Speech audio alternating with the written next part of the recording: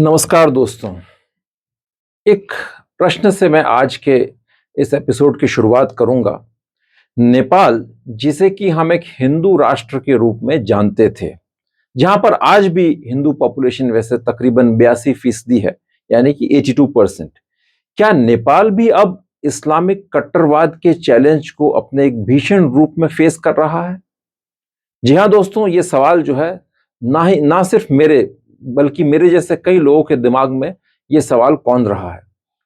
वैसे तो लंबे अरसे से इस तरह की खबरें आ रही हैं कि नेपाल के अंदर इस्लामिक कट्टरवाद फैल रहा है, परंतु हाल फिलहाल में जो दंगे और सांप्रदायिक हिंसा हमने नेपाल में देखी, नेपाल के तराई प्रदेश ने, उसने मेरे और मेरे जैसे तमाम तरह जितने भी एनालिस्ट, सुरक्षा विशेषज्ञ हैं, एनालिस्ट हैं, उनको ये सोचने पर मजबूर कर दिया है कि क्या नेपाल इस्लामिक कट्टरवाद का अगला शिकार होगा। सबसे पहले हम शुरुआत करते हैं कि मेन घटना क्या हुई है। नेपाल की सुनसारी डिस्ट्रिक्ट, जो कि नेपाल का जो तराई रीजन है, सदर्न तराई आप कह दीजिए, मधेशी रीजन, उसकी दीवानगंज म्युनिसिपैलिटी के कप्तानगंज एरिया में, सुनसारी डिस्ट्रिक्ट का दीवानगंज म्युनिसिपैलिटी एक एरिया है और उसका एक सब एरिया है कप्तानगंज एरिया। वहां पर एक बोले बम का एक प्रोसेशन जा रहा था, जो कि एक हिंदू रिलीजियस फेस्टिवल है। श्रावण मास के अंदर लोग शिव जी के मंदिर में जल चढ़ाने जाते हैं, उसी तरह का एक प्रोसेशन जा रहा था। तो वो तेज आवाज में, जैसा कि वहां की खबर सूत्रों से खबर आई है, वहां की मीडिया ने रिपोर्ट किया है कि वो तेज आवाज में डीजे म्यूजिक बजा रहे थे और रिलीजियस फ्लैग्स को लहरा रहे थे। इससे वहां पर आसपास के मुसलमान समुदाय के लोग नाराज हो गए, उन्होंने स्टोन पेल्टिंग शुरू कर दी और उसके बाद वहां पर हिंसा भड़क उठी। धीरे धीरे वो हिंसा आसपास के डिस्ट्रिक्ट जैसे कि सरलाही, धनुषा, सप्तारी, सिराहा और मधेशी रीजन की कैपिटल जनकपुरी में भी पहुंच गई और इसमें काफी आर्सन हुआ, वायलेंस हुआ, इसके अंदर मारपीट हुई, public property, private property damage हुई और दोनों समुदाय के लोग हथियारबंद तरीके से इकट्ठे होकर के आपस में लड़े और भिड़े। सरकार ने वहां पर बड़ी सख्ती से इसका जवाब दिया, security forces, arm police forces को डिप्लॉय किया और उसके बाद पहले तो रबर बुलेट्स का यूज किया, उसके बाद फिर रियल लाइव एम्यूनेशन का यूज किया, जिसके अंदर 4 लोगों की डेथ हो गई। अब वहां के लोगों ने आरोप यह लगाया है कि स्टेट फोर्सेस ने मुसलमानों का फेवर किया है, यानी कि इस्लामिक अपीजमेंट किया है इसके क्रैकडाउन के अंदर। इस बात की तथ्यों के आधार पर पुष्टि करना थोड़ा सा मुश्किल है, क्योंकि यह काम इन्वेस्टिगेशन एजेंसीज का है। लेकिन एक बात मैं जरूर बताना चाहूंगा कि पुलिस फायरिंग में जो 4 लोग मरे हैं, वो चारों हिंदू समुदाय के लोग हैं। उनके नाम है गणेश यादव, ओम प्रकाश मेहता, जयप्रकाश मेहता, रविंद्र मेहता। अब मैं बात करूंगा थोड़ा सा इस रीजन का जो एक हिस्टोरिकल बैकग्राउंड है कि वहां पर जो कम्युनल क्लैश अभी जुलाई 26 को शुरू हुआ, वो एकदम से रैंडमली शुरू नहीं हुआ है। उसके पीछे भी कुछ कुछ घटनाएं इस तरह की हो रही थी, जो कि डेफिनेटली फाइनली इस फाइनल क्लैश के रूप में सामने आई। सबसे पहले तो मैं ये बता दूं कि नेपाल के 80% मुसलमान जो है वो तराई रीजन में रहते हैं और उसमें भी 96% मुस्लिम्स तराई रीजन में, यानी कि मधेशी रीजन में, सदर्न तराई में, वो प्लेन्स में रहते हैं और सिर्फ 4 या 5% हिली एरियाज जैसे काठमांडू वगैरह है वहां पर रहते हैं। बाकी 96% मोस्टली प्लेन्स में रहते हैं और वो वहां पर लोकल ट्रेड वगैरह, लोकल कारोबार में इन्वॉल्व रहते हैं। इंडिया के साथ ओपन बॉर्डर्स है, तो इंडिया के साथ क्रॉस बॉर्डर ट्रेड में भी उनका काफी इन्वॉल्वमेंट रहता है। और इस ये जो एरिया है आपका सदर्न तराई, जिसको मधेशी भी कहते हैं, वहां पर कई सारे एरियाज, डिस्ट्रिक्ट्स हैं जो कि जिसमें मुस्लिम्स की अच्छी खासी तादाद है, जैसे कि कपिलवस्तु, सरलाही, धनुषा, सप्तारी, सिराहा और जनकपुरी इत्यादि। सबसे ज्यादा मुस्लिम डोमिनेशन है रोहताहाट डिस्ट्रिक्ट के अंदर, जहां पर तकरीबन 22.5% मुसलमान हैं। इस साल जनवरी 2026 में किसी ने टिकटॉक के ऊपर बहुत ही एक भड़काऊ वीडियो डाल दिया, 2 मुस्लिम्स ने। उसके बाद हिंदुओं ने उसकी पिटाई कर दी और उसके बाद जो है हिंदुओं ने वहां पर मॉस्क को भी वहां पर तोड़ने की कोशिश की, कुरान जलाने की कोशिश, खबरें भी सामने आई है। ये सारी वहां की मीडिया रिपोर्ट्स हैं और उसके बाद वहां पर एक बहुत जबरदस्त दंगा भड़क गया और जो कि काफी 2 डिस्ट्रिक्ट्स में फैल गया।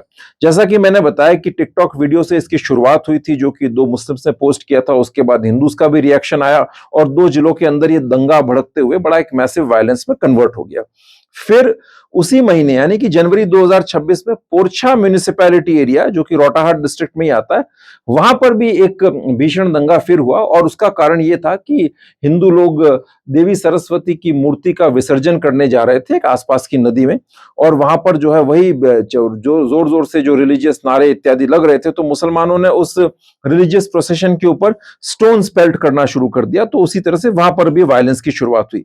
फिर फरवरी महीने के अंदर भी कम्युनल क्लैश हुआ, वो भी लाउड म्यूजिक बजाने, डीजे म्यूजिक बजाने को लेकर के हुआ था। मुसलमानों ने आरोप लगाया कि हिंदू वेडिंग के अंदर, जो कि एक मस्जिद के नजदीक थी, वहां पर बड़ा लाउड डीजे म्यूजिक बज रहा था। उसके बाद वही पत्थरबाजी शुरू हो गई दोनों ओर से, उसमें काफी लोग, उसमें बेसिकली काफी जानो माल का नुकसान हुआ उसके अंदर, और एक मस्जिद जलाने की भी खबरें आई।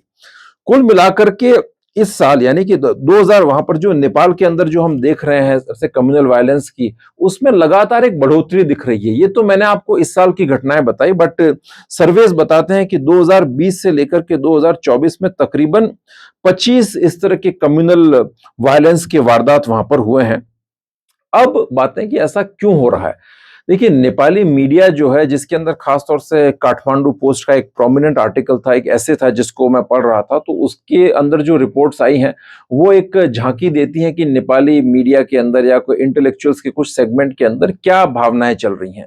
वहां पर बातें ये आ रही हैं कि ये सारा बेसिकली स्पिल ओवर है।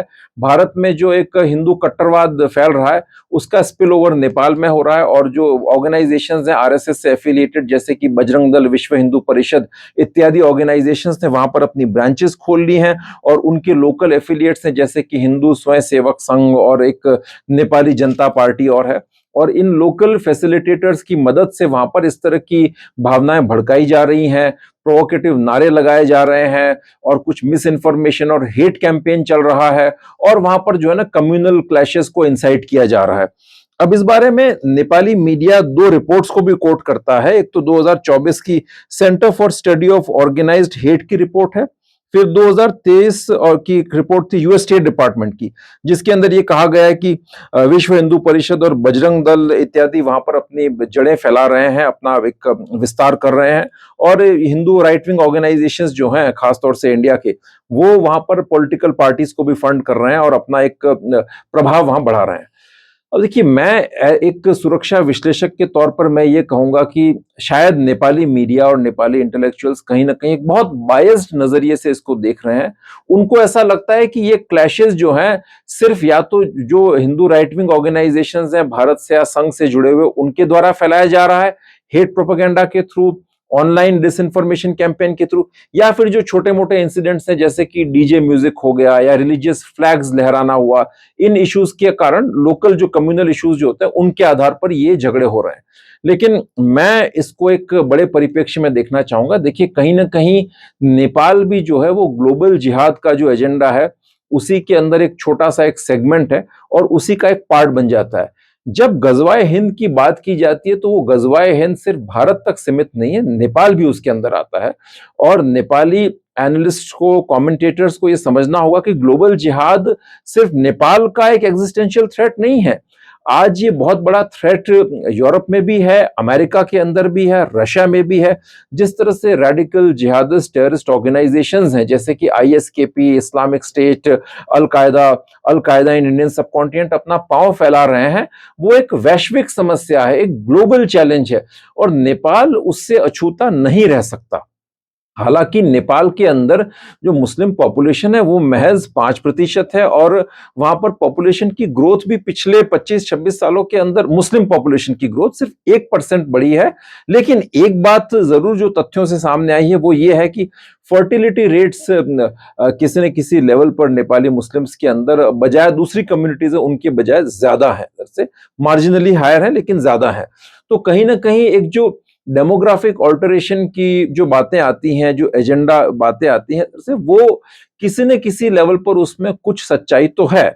आप उसको प्योरली मिस इन्फॉर्मेशन या प्रोपेगेंडा नहीं कह सकते जिसे इंडियन राइट विंग ऑर्गेनाइजेशंस की तरफ से फैलाया जा रहा है, ऐसा नहीं है। डेफिनेटली ये नेपाल भी कहीं ना कहीं जो ग्लोबल जिहाद का जो एजेंडा है उसके अंदर एक छोटा सा सेगमेंट है और उसका एक इंपॉर्टेंट पार्ट बनता है। और इसके लिए मेरे पास पर्याप्त तथ्य हैं, सबूत है इस बात को प्रूव करने के लिए। और वो ये है कि जो वेस्ट एशियन इस्लामिस्ट एक्टर्स हैं जैसे कि टर्की और कतार, वो वहां पर नेपाल में रेडिकल एक्टिविटीज को फंड कर रहे हैं। टर्की के कई सारे एनजीओज हैं, जैसे कि आपका एक मेन एनजीओ है उनका आईएचएच, ह्यूमैनिटेरियन रिलीफ फंड, जो कि टर्किश इंटेलिजेंस एमआईटी के साथ जुड़ा हुआ है। वो वहां पर कई सारी एक्टिविटीज को, चैरिटी एक्टिविटीज को फंड कर रहा है, रिलीजियस एक्टिविटीज को फंड कर रहा है। और उसके अलावा एक और है Turkish cooperation and coordination agency, ये भी गवर्नमेंट एजेंसी है, टीका, वो भी वहां पर रेडिकल रिलीजियस एक्टिविटीज को फंड कर रहे हैं। ये मस्जिदें बनाने में पैसा दे रहे हैं, जो कि सलफी स्टाइल की मस्जिदें बन रही हैं और रेडिकल थॉट्स को वहां प्रीच कर रही हैं। उसके साथ ही साथ कतर भी कहीं ना कहीं इसमें इन्वॉल्व है। कतर की एक ईद चैरिटी है जो कि पैसा आईएचएच को पैसा दे रही है, जिसका मैंने अभी जस्ट जिक्र किया। और मैं एक चीज और बता दूं, ये जो इंटरनेशनल एनजीओज हैं, आईएचएच और इस तरह के और एनजीओज, इनके संबंध लश्कर तैयबा जैसे टेररिस्ट ऑर्गेनाइजेशंस के साथ भी हैं और ये बातें वेल डॉक्यूमेंटेड हैं। प्रोमिनेंट थिंक टैंक्स जैसे कि मिडल ईस्ट फोरम और इवन अमेरिकन और वेस्टर्न इंटेलिजेंस एजेंसीज जो है, उनके पास इन चीजों के पर्याप्त एविडेंस हैं और इनके डॉक्यूमेंटेशन है। इसके अलावा एक मामला ये भी सामने आया था कि कतर एम्बेसी के लोग काठमांडू में नेपाल के कुछ रेडिकल इस्लामिस्ट लीडर्स से मिले थे और वो उनकी मदद कर रहे थे कि वहां पर लैंड परचेज की जाए उसकी फंडिंग में, और वहां पर कुछ मदरसे बनाए जाएं जो कि अनमॉनिटर्ड हों। अब मदरसों की बात आई तो मैं आपको यह भी बता दूं कि नेपाल, भारत नेपाल की जो सीमा है, 1751 किलोमीटर का बॉर्डर है। वहां पर मदरसों का एक लंबी सीरीज बन गई है। पीएफआई की वहां पर बड़ी एक्टिव प्रेजेंस है और ये मदरसे मोस्टली अनमॉनिटर्ड हैं। इनके अंदर बड़े मात्रा संख्या में फॉरेन क्लरिक्स आते हैं और वो विदाउट परमिट्स वहां पर जो है काम करते हैं, प्रवचन देते हैं। और इसके खिलाफ तो नेपाल ने अभी, स्टेट ने कुछ इन्वेस्टिगेशन भी शुरू किया था, लेकिन ये एक्टिविटीज वहां पर बदस्तूर जारी है। और एक चीज आप और देख लें कि इन दिनों नेपाल के अंदर वेस्टर्न जो डीप स्टेट एंटिटीज हैं, इंटेलिजेंस एंटिटीज हैं, एजेंसीज हैं, उनका प्रभाव भी काफी बढ़ा है। जिसका हमने एक उदाहरण तो देखा कि नेपाल में जो जेनजी रेवोल्यूशन हुआ, उसके पीछे कई तरह के एलिगेशंस आ रहे थे कि वेस्टर्न एलिमेंट्स का हाथ है। और इसको भी हमें थोड़े से एक लार्जर परिप्रेक्ष्य में देखना चाहिए। बांग्लादेश के अंदर भी नेपाल की जेनजी जैसा ही वहां पर भी एक आंदोलन हुआ, जिसके बाद एक कट्टरवादी सरकार वहां पर आई है और जमाते इस्लामी जैसे बड़े कट्टर इस्लामिस्ट ऑर्गेनाइजेशंस का प्रभाव वहां पर बढ़ गया है। और हमने देखा कि जो वेस्टर्न एंटिटीज हैं, खासतौर से अमेरिकन, वहां पर अपना एक अलग ही जियोपॉलिटिकल एजेंडा बांग्लादेश में चला रहे हैं।